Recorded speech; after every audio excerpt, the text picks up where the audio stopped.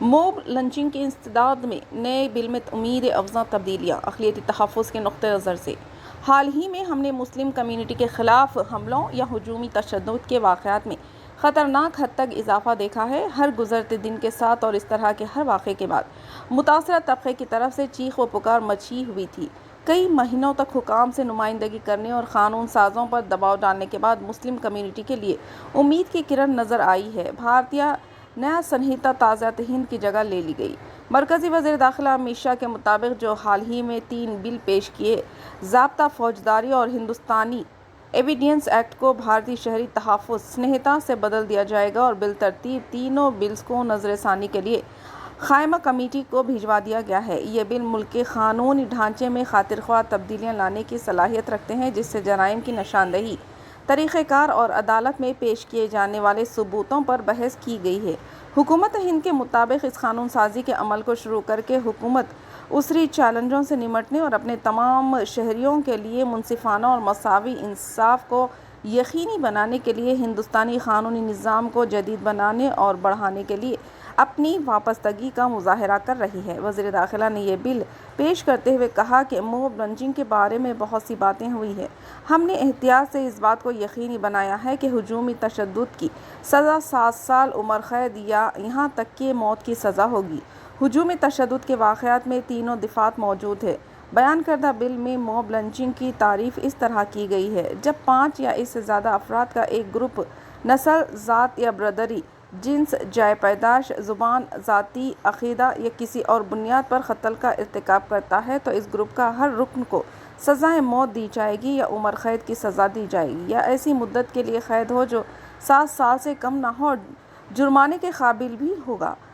ملک بھر میں mob lynching کے متعدد بدنام واقعات سامنے آئے ہیں، جب متاثرین کو افواہوں جیسے چوری، مویشیوں کی اسمگلنگ، نوجوان لڑکیوں کو اغوا کرنے اور مختلف عقیدے کی ماننے والی خواتین کے ساتھ بھاگنے جیسے مبینہ جرائم کے الزامات کے بعد قتل کر دیا گیا تھا۔ نئے بل میں شامل قابل ستائش تبدیلیوں میں سے ایک زیرو FIR سسٹم کا نفاذ ہے۔ یہ قاعدہ فرسٹ انفارمیشن رپورٹ FIR کے فوری اندراج کی اجازت دیتا ہے۔ قطع نظر سے اس کہ یہ واقعہ جس دائرۂ اختیار میں ہوا ہے، یہ ہجومی تشدد کے معاملات میں خاص طور پر اہم ہے، کیونکہ یہ یقینی بناتا ہے کہ تحقیقات اور استغاثہ کی جانب ابتدائی اقدامات فوری طور پر اٹھائے جائیں۔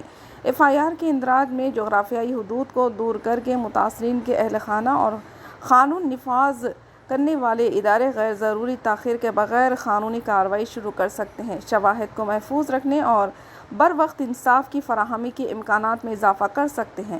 اقلیتی برادریوں بالخصوص مسلمانوں پر نئے بل کے مثبت اثرات مرتب ہوں گے، کیونکہ موب لنچنگ واقعات اکثر ان کمیونٹیز کے افراد کو نشانہ بناتے ہیں جسے خوف، عدم تحفظ اور پسماندگی کا احساس ہوتا ہے۔ زیرو FIR اور بروقت چارج شیٹ دائر کرنے جیسی دفعات کا تعارف اقلیتی متاثرین کو بہت تحفظ اور انصاف فراہم کرنے کی راہ میں ایک قدم ہو سکتا ہے۔